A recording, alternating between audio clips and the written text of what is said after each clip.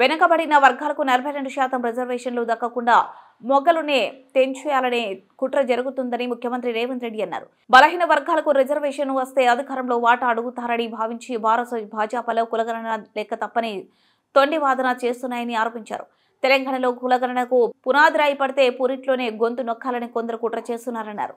దీన్ని తిప్పికొట్టి ప్రభుత్వానికి అండగా నిలవాలని కోరారు. 42% రిజర్వేషన్ అమలు చేసి చూపిస్తామని సీఎం ప్రకటించారు. బీసీల లెక్క పక్కాగా తేలి చదువులు, ఉద్యోగాలు, రాజకీయాలు రిజర్వేషన్లు ఇవ్వాలని అసెంబ్లీలో తీర్మానం చేస్తే అది కేంద్రం మెడపై కత్తిలా వేలాడుతుందని అడ్డుకుంటున్నారని అన్నారు.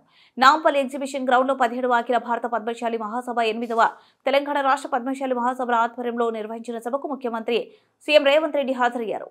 రాజీనామా చేసి మళ్ళీ ఏదైనా బాధ్యత చేపట్టాలి అంటే ప్రత్యేక తెలంగాణ రాష్ట్రంలోనే చేపడతాని పదవి త్యాగం చేసి వారు బ్రతికున్నంత కాలం ఏ పదవిని తీసుకోకుండా త్యాగానికి మారు పేరుగా ఈ దేశంలోనే కొండా లక్ష్మణ్ బాపూజీ గారు ఆదర్శంగా నిలబడ్డారు.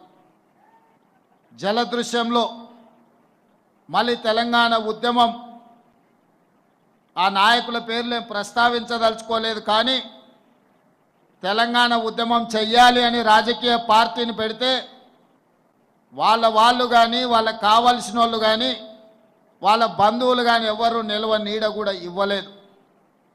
కానీ త్యాగానికి మారు పేరైన కొండా లక్ష్మణ్ బాపూజీ గారు ఆహ్వానించి నక్లెస్ రోడ్డు మీద సచివాలయం ఎదురుగా జలదృశ్యాన్ని దశాబ్దాలుగా వారు నివసిస్తున్న సొంత ఇంట్లోనే సాదరంగా ఆహ్వానించి ఆ రాజకీయ పార్టీకి పురుడు పోచింది కొండా లక్ష్మణ్ బాపూజీ గారు అని చెప్పి నేను సందర్భంగా తెలియజేస్తున్నా. వారు వీరికి నీడనిచ్చిండ్రని ఆనాడు వారికి నిలువ నీడ లేకుండా ఆనాటి ప్రభుత్వాలు చేసినా కొండా లక్ష్మణ్ బాపూజీ గారు భయపడలేదు.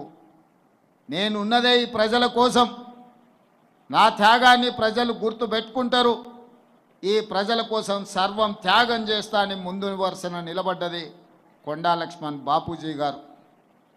కానీ దురదృష్టం, వారు మరణించినప్పుడు వారు చేసిన త్యాగాల పునాదుల మీద రాజకీయ వ్యవస్థను ఏర్పాటు చేసుకున్న నాయకులు చివరి చూపు చూడడానికి కూడా వారి దగ్గరికి రాలేదు, నివాళులు అర్పించలేదు. అంటే ఈ పద్మశాలి జాతి మీద, కొండా లక్ష్మణ్ బాపూజీ గారి మీద వారికి ఉన్న ఆలోచన, వారు ఏ రకంగా మన పట్ల వ్యవహరించారో మా పద్మశాలి సోదరులకు నేను గుర్తు చేయదలుచుకున్నా.